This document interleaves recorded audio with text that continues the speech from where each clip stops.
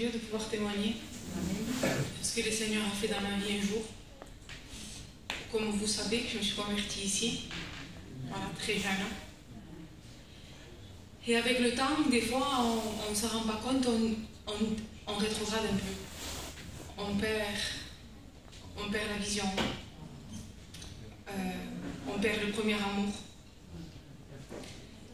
Et je bénis Dieu parce qu'il y a quelques années en arrière, le Seigneur m'a fait grâce encore. Je me suis convertie à 21 ans que je marche avec Dieu, par sa grâce. Mais pendant 21 ans, je n'ai pas toujours été à la hauteur. Il y a des fois où j'étais vraiment bas, ou même je croyais et je disais, cette fois je ne m'en sors plus. Cette fois, je n'arrive plus à me relever. Mais Dieu m'a toujours gardé, Dieu a été fidèle. Et ce que je peux témoigner aujourd'hui, c'est qu'après 21 ans, c'est possible. C'est possible d'être bouillante comme au premier jour. C'est possible au travers du miracle. Non pas à travers de nous, parce que nous, c'est impossible. Je le sais parce que j'ai vécu des années où j'ai été charnelle. Je le dis à ma honte. Mais en 21 ans, j'ai vécu beaucoup d'années charnelles dans ma vie. Et un jour, le Seigneur, je ne sais pas comment, encore une fois, un miracle dans ma vie. Je ne peux pas expliquer sa grâce. Mais ce que je sais, c'est que c'est possible encore. Amen. Parce que le Seigneur, des fois, nous donne une autre chance. Amen. Et je peux le dire avec vérité, je ne suis pas à la hauteur encore. J'ai encore des hauts, j'ai encore des bas. On bronche tous de différentes manières. Mais avec vérité, ce que je sais, que je peux dire, c'est qu'il a touché mon cœur. Il a touché ma vie. Il s'est passé quelque chose encore. Et pour vous, si je ne sais pas pour qui je parle, mais si des fois tu crois que c'est fini, si des fois tu crois que tu vas vivre toute ta vie comme ça, crois-le que non. Un regard de lui, une approche de lui et tout change. Et il a bouleversé ma vie encore, je peux le dire, je suis bouleversée encore de lui. Même si des fois, je suis changeante, moi je suis comme vous. Mais je peux dire une chose, c'est qu'il a bouleversé ma vie. Je suis amoureuse de lui, je l'aime de tout mon cœur, il est toute ma vie. Que Dieu vous bénisse.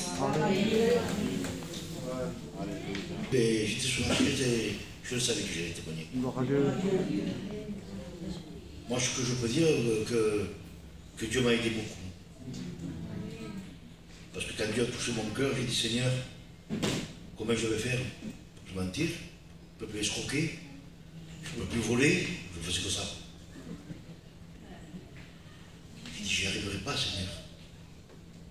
Et je me suis mis à genoux, j'ai prié. Je vous promets que maintenant, je ne touche plus. Je vole plus, je n'ai plus besoin. Le Seigneur m'a rempli mon cœur. J'ai beaucoup de défauts.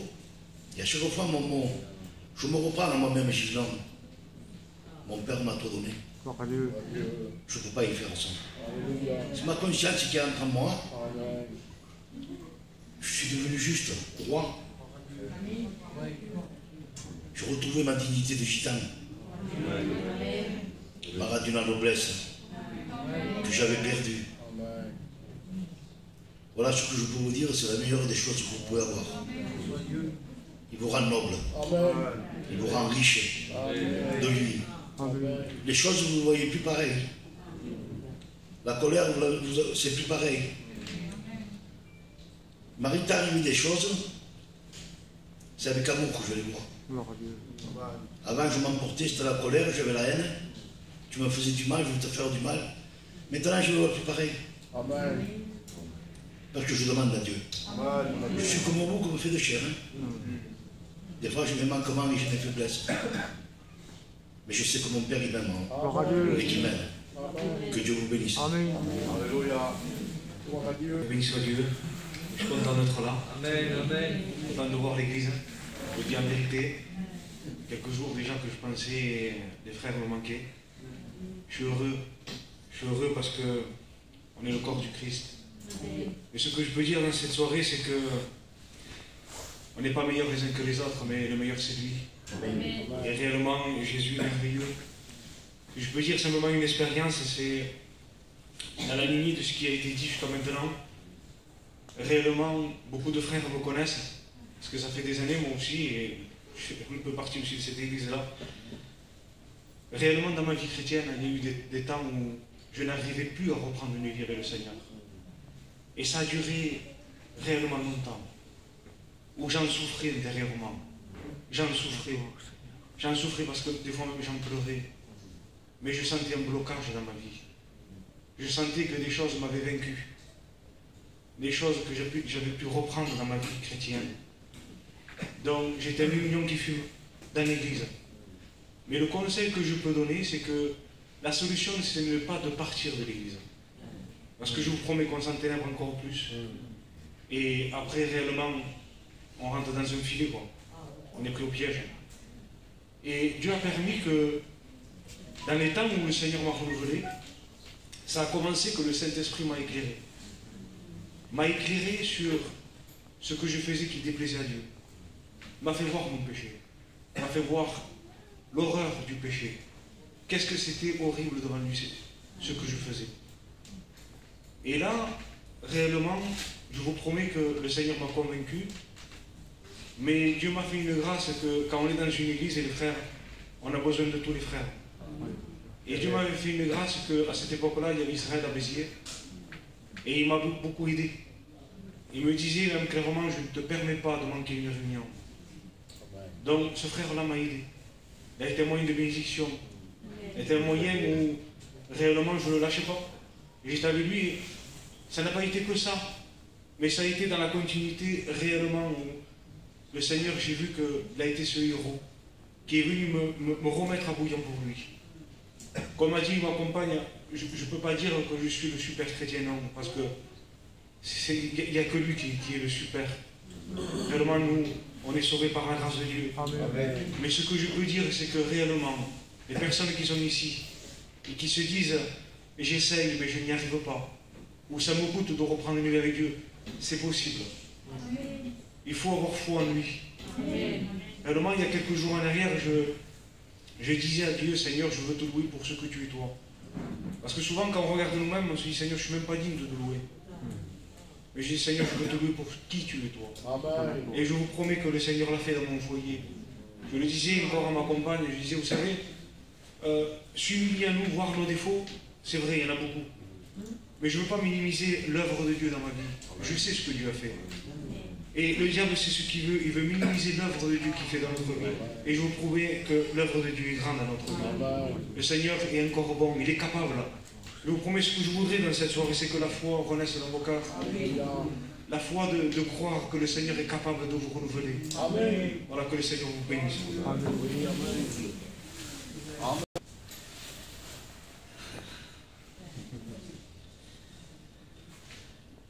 Voilà, je vais vous raconter une petite expérience du dimanche, par rapport au dimanche. Quand Michel a demandé au foyer de se lever, j'avais un combat pour me lever. Je ne me suis pas levé. Et sur ma chaise, j'ai regretté de ne pas me lever. Je vais demander au Seigneur pardon pour l'orgueil que j'ai. Je suis orgueilleux de ne pas m'avoir levé. Je demande pardon, je disais. Et j'ai fait cette petite prière en disant Seigneur, permet que les serviteurs le m'appellent, appelle mon foyer pour prier pour nous. Et instantané, Michel l'a fait. Et Michel, tout à l'heure, après le culte, on en a parlé, je vais le voir, je lui ai dit, il m'a dit, je l'ai ressenti très très fort. Et moi, depuis des mois et des mois, je crois que le Seigneur m'écoutera. Voilà, je m'étais enfermé comme ça, dans cette prison, en me disant que Dieu ne m'écoute pas. Dieu n'est plus avec moi. Avec tous les problèmes que j'ai eus ici. Et en fait, non. Parce que j'ai demandé. Et il a fait. Amen. Que Dieu bénisse. Amen. Puis à 8h25, on m'a téléphoné, le pasteur qui devait venir, il a fait un léger accident, il n'y a rien de grave. Hein. Et donc j'ai été averti très tard. Et j'ai dit, Seigneur, on fera une réunion de partage ce soir, tout simplement. Et en écoutant les témoignages, j'ai vu que les frères ont plus parlé de leur négatif dans leur vie que de leur positif. Alors j'ai lu un passage, j'ai lu un texte, que justement nous allons voir ensemble ce soir. Que s'il y a un nom à élever, c'est bien le nom de Jésus. Amen. Afin que tout ce qui est de l'orgueil spirituel, tout ce qui est de l'élévation de l'homme, hein, la Bible dira que tout ce qui est élevé parmi les hommes, c'est une abomination devant Dieu. Donc je crois que pendant peut-être un temps, peut-être on a fait fausse route, d'élever trop les hommes, il faut élever Jésus. Amen. Et le Saint-Esprit a pour but d'élever Jésus. Alors bien sûr qu'on ne fera pas témoigner les frères qui pratiquent le péché, loin de là. On fera témoigner les frères qui veulent s'en sortir, qui veulent aimer Dieu, qui ont leur combat aussi, comme le mien aussi. Comme toi, tu as des combats aussi, pas de problème. Mais qui veulent aimer Dieu, qui pratiqueront plus le péché. Amen. Que Dieu soit béni. Parce que nous avons compris que le héros, c'est pas nous, c'est lui. Amen. Et le seul qui peut nous sortir de cette terre de misère, de tout ce qui nous fait trébucher, de tout ce qui nous fait appuyer sur nous-mêmes, le seul et l'unique qui nous fait sortir de cela, c'est Jésus. Amen. Alors nous allons lire un passage dans la parole de Dieu, c'est dans le livre de Zacharie. Je ne serai pas trop long ce soir, on va juste commenter un verset. Que Dieu soit béni. Amen, amen. Il me fit voir Josué le sacrificateur. Donc ce n'est pas Josué le successeur de Moïse, non, c'est Josué le sacrificateur, c'est pas le même. Il me fit voir Josué le sacrificateur debout devant l'ange de l'Éternel. Écoutez bien les paroles. Et Satan qui se tenait là à sa droite pour l'accuser. Et il y avait de quoi l'accuser, vous allez comprendre pourquoi. L'Éternel dit à Satan que l'Éternel te réprime, Satan. Que l'Éternel te réprime. Lui qui a choisi Jérusalem, n'est-ce pas là un tisson arraché du feu? Or Josué était couvert de vêtements sales. Et il y avait de quoi? Quand on n'arrive pas à faire face, quand on n'arrive pas à enclencher le pas avec Dieu, alors on se dit, c'est normal, je vis encore dans le péché, donc c'est normal que Dieu me rejette. Josué avait un vêtement sale. Et Satan était là pour l'accuser, pour lui dire, Josué, ça ne sert à rien, tu n'y arriveras pas, tu t'en sortiras pas. Tu sais pourquoi, Josué? Parce que tu as un vêtement sale. Donc ça prouve d'où tu es sorti. Quand on est sale, c'est qu'on s'est sali dans la boue du péché. Donc c'était une réalité, ce que le diable lui disait. C'était une vérité. Mais on va continuer la lecture. Vous allez voir comment Dieu nous aime. Et Dieu ne veut pas qu'on écoute les accusations du diable. Parce que les accusations du diable seront toujours là pour t'enfoncer. Pour pas que tu relèves ta tête. Pour pas que tu te dises, je peux devenir moi aussi un chrétien.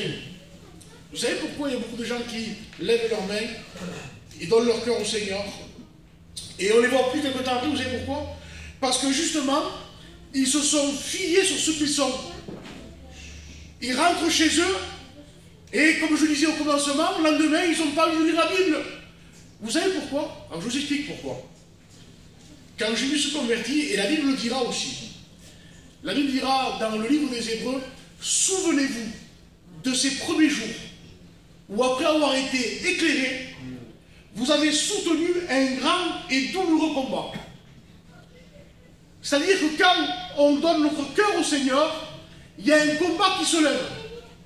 Alors nous on se dit, puisque Dieu nous aime, si je donne mon cœur au Seigneur, automatiquement c'est normal qu'il y ait l'approbation, que Dieu me garde, bien sûr, pas de problème.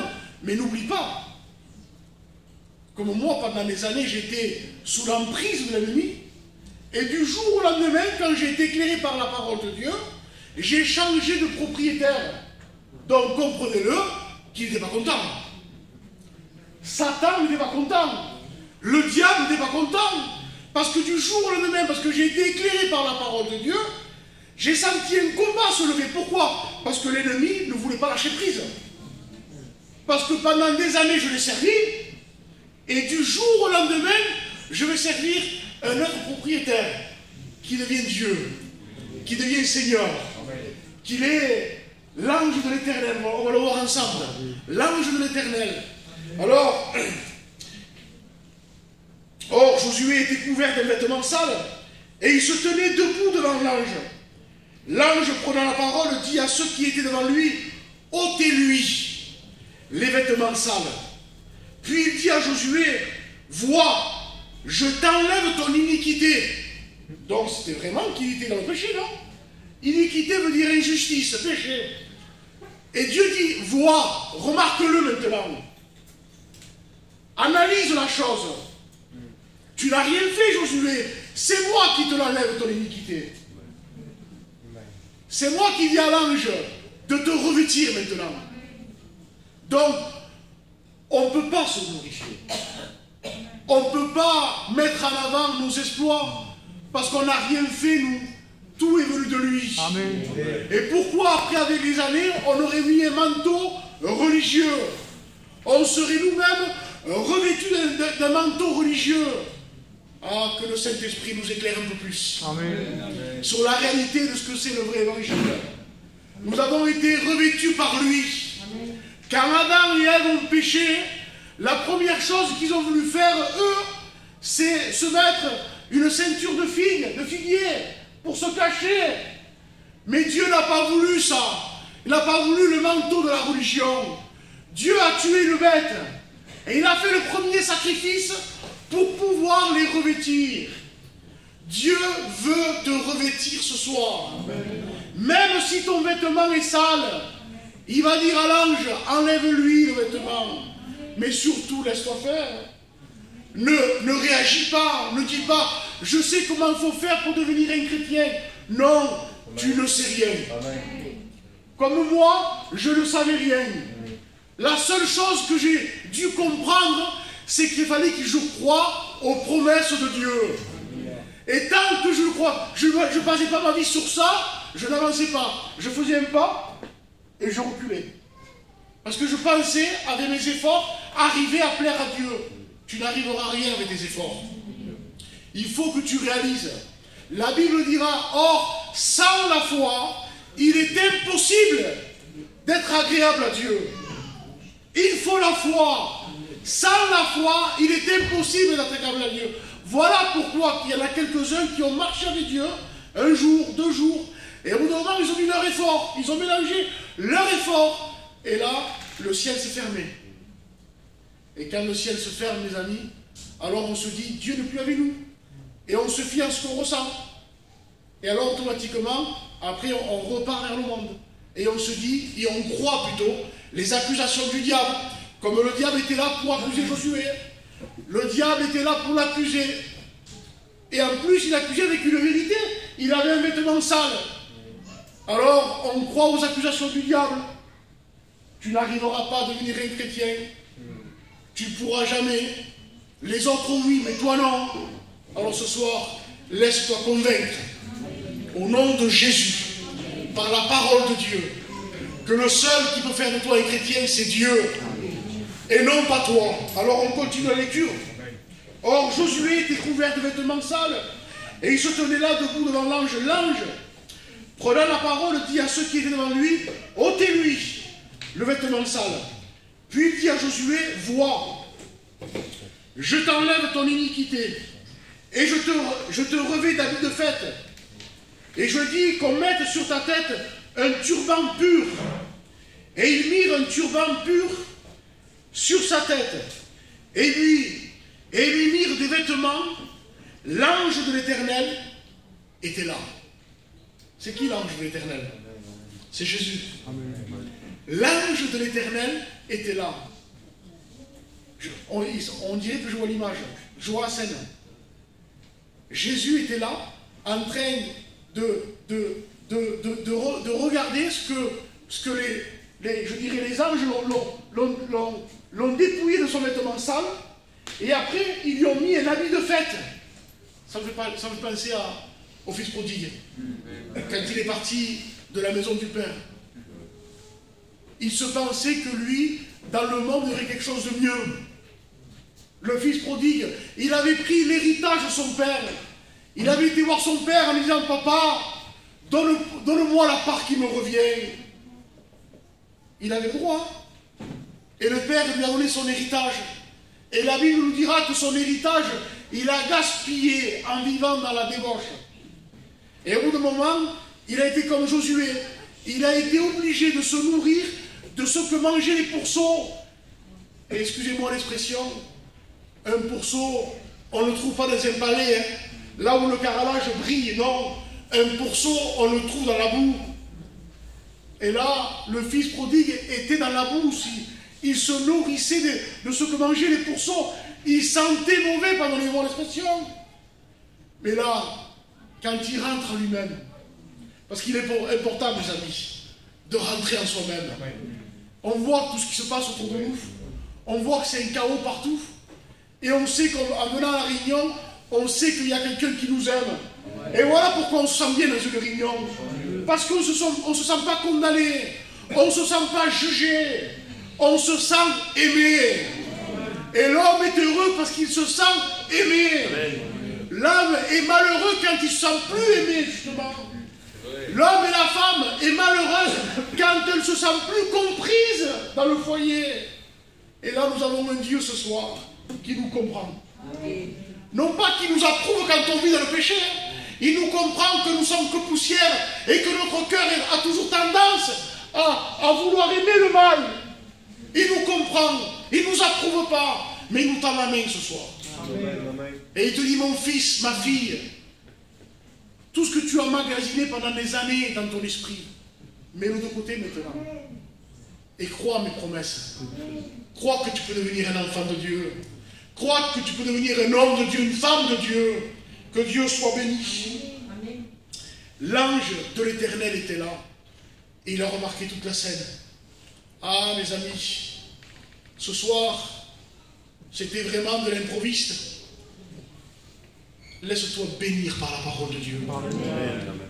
Quand le fils prodigue est rentré en lui-même, il a dit, combien dans la maison de mon père, il y a du pain en abondance, et moi ici je meurs de faim. Dans la maison de mon père, Dieu veut devenir ton père ce soir. Il y a du pain en abondance, et moi ici je meurs de faim. Il est important de faire ce bilan. Parce que Dieu ne vient pas pour ceux qui sont bien portants. Il est venu pour ceux qui sont dans le besoin. Comme là, le fils prodigue était dans le besoin. Alors il va faire quelque chose, il dit, je me lèverai. Et j'irai vers mon Père. Et je lui dirai, mon Père, j'ai péché contre le ciel, contre toi. Je ne suis plus digne d'être appelé ton fils. Traite-moi comme l'un de tes serviteurs. C'était ce que lui se disait à lui-même. Et bien sûr, il prend la décision, il se lève et il s'en va. Il va dans la maison du Père. Et là, la Bible dira que le Père le vit de loin. Et que ce n'est pas le Fils qui a couru vers le Père, mais que c'est le Père qui a couru vers le Fils. L'amour de Dieu, je ne comprends pas encore. Il a déshonoré son Père en prenant la part de son héritage. Vous savez que tout le village l'a su, ça. C'est comme ici, dans notre peuple gitan, un jeune, il demandera à son père l'héritage, il aurait une vingtaine d'années, et le père l'aurait donné. C'est une honte. Hein. C'est une honte pour le père. Ça a diminué la maison du père. Les gens de la ville devaient avoir du commérage dans les maisons. Dans les maisons, les gens commençaient à dire, mais qu'est-ce qu'il a fait cet homme? Mais il est devenu fou, quoi, d'avoir donné l'héritage à son fils. Mais qu'est-ce qu'il a fait, logiquement? On donne l'héritage, dans la logique humaine, quand on est près de notre départ, et on donne l'héritage aux enfants. C'est comme ça, logiquement. Lui, il l'a donné pendant qu'il était bien, en bonne santé, et pendant que son fils était jeune encore. Ça devait être le ricanement du village. C'était la honte du village. Mais quand on aime, on n'entend plus les ricanements du village. C'est notre fils qui est parti. C'était son fils qui était parti. Et quand il le vit de loin, la Bible dira que le père a couru vers son fils. Et quand le fils a vu le père, Bien sûr, il s'est laissé faire, lui. Il se pensait entendre des reproches du Père. Mais non, il n'y a pas un reproche. Alors là, tout ce que lui pensait à lui-même, il va commencer à le confesser. Voilà mon Père, tout ce qu'il avait dit avant de venir. Hein. J'ai péché contre le ciel, contre toi. Je ne suis pas digne. Hop, il arrête. C'est bon, ne cherche pas à me prouver quoi que ce soit. Je sais qui tu es. Et des fois, on veut prouver à Dieu quoi que ce soit, nous. Pour revenir à Dieu, pour devenir un chrétien, il faut que je lise au moins 10 passages de la Bible. Viens tel que tu es. Amen.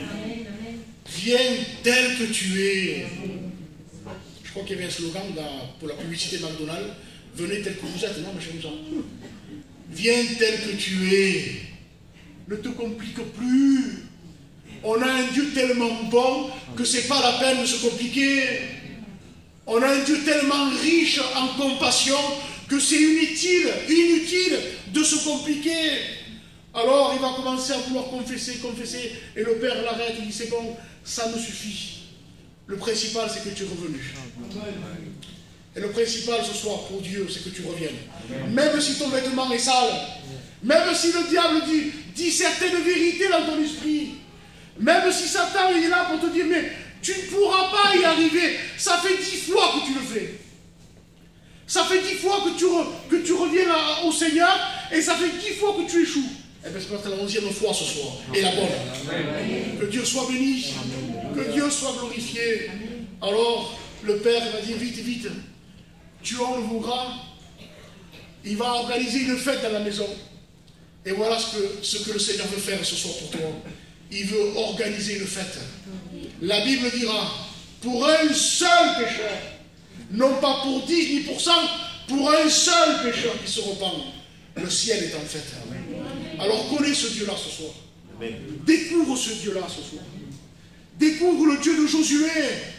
Que Josué était sale et que Satan l'accusait. Mais cependant Dieu était là. Et Dieu lui a dit, Satan, que l'Éternel te réprime. Alléluia. Amen. Connais le Dieu de Josué. Amen. Connais le Dieu du Fils prodigue. Amen. Qui devienne ton Dieu ce soir. Amen. On n'ira pas plus loin, nous allons prier le Seigneur. Amen. Nous voulons te remercier ce soir, Seigneur, pour ta parole qui est esprit et vie. Elle est celle qui nous convainc de ton amour. Elle est celle qui nous montre combien tu nous aimes, Seigneur. Et même si l'ennemi viendrait avec des vérités, Seigneur, nous savons que toi, tu es le Dieu de la vérité. Amen. Et que le diable est le père du mensonge. Et qu'il nous dira toujours des demi-vérités pour nous convaincre qu'on ne pourra pas s'en sortir de nous-mêmes.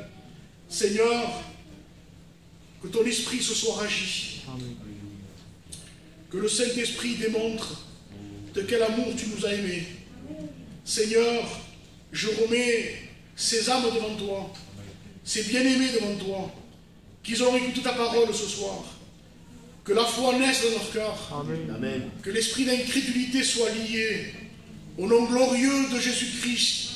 Seigneur, que mes amis qui sont là ce soir découvrent de quel amour tu les as aimés. Montre-leur, révèle-leur, Seigneur, la croix. Il n'y a que la croix qui peut nous convaincre. Tu as dit que la croix était une folie pour celui qui périt, mais une puissance de Dieu pour celui qui croirait ce soir. Alors que la croix leur soit révélée. Seigneur, au nom glorieux de Jésus-Christ. Amen, Seigneur. Amen. On va jouer un cantique ce soir. On va